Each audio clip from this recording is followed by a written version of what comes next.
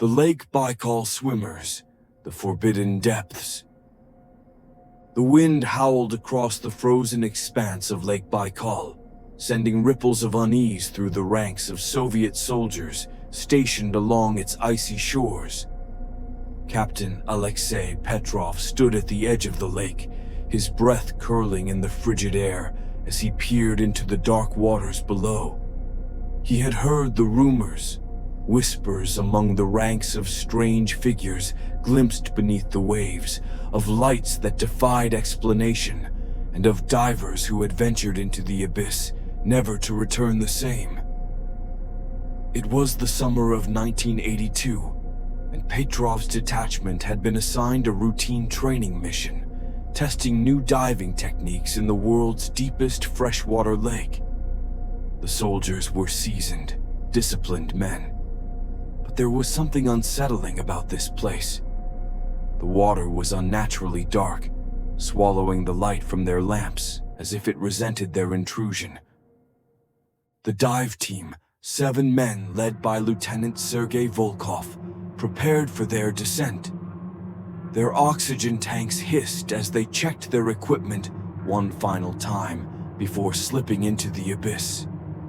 The surface tension broke around them, and soon they were nothing but faint silhouettes fading into the gloom below. For the first few minutes, all was normal. The men communicated through their radios, describing the lake bed and its strange alien beauty. Twisted rock formations, fields of underwater flora that seemed to pulse with a life of their own, and long-forgotten wreckage from a time lost to history. Then, at 50 meters below the surface, they saw them. 3 towering figures materialized from the darkness. They were humanoid but impossibly tall, standing at nearly 3 meters. Their skin, if it was skin, shimmered with a metallic sheen, reflecting the divers' torchlights in a way that seemed unnatural. Most chilling of all, they wore no breathing apparatus. Their heads were encased in transparent, dome-like helmets, but there was nothing mechanical about them. They moved with an eerie grace, drifting rather than swimming, as if the water itself obeyed their presence. Volkov signaled his men to hold their positions. The creatures did not appear aggressive, merely observing. Then, as suddenly as they had appeared, they turned and vanished into the gloom. The divers resurfaced, gasping for air, their minds struggling to comprehend what they had just witnessed. When they reported their findings to Captain Petrov, he did not hesitate.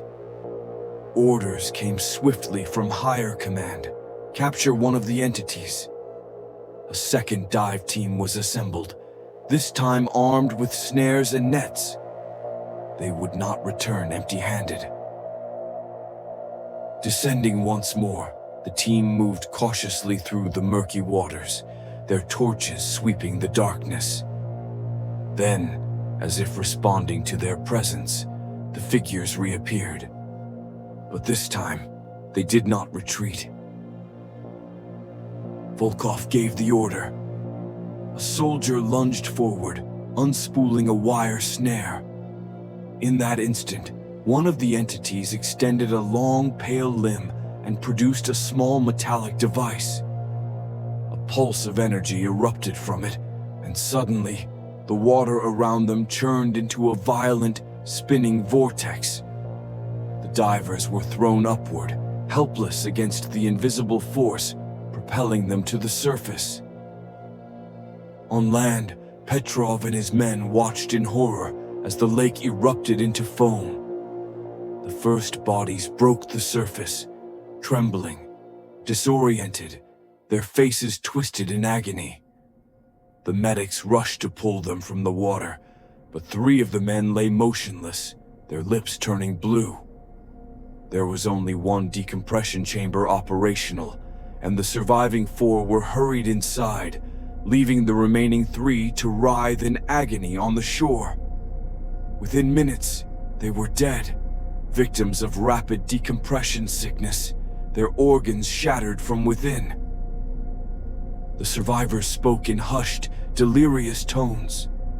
They described the beings, the unnatural way they moved, the chilling intelligence behind their blank stares. But there was something more, something none of them could put into words. A presence, a warning. The Soviet authorities classified the incident, burying it beneath layers of bureaucracy. The official report cited equipment failure and training accidents. But those who were there knew the truth.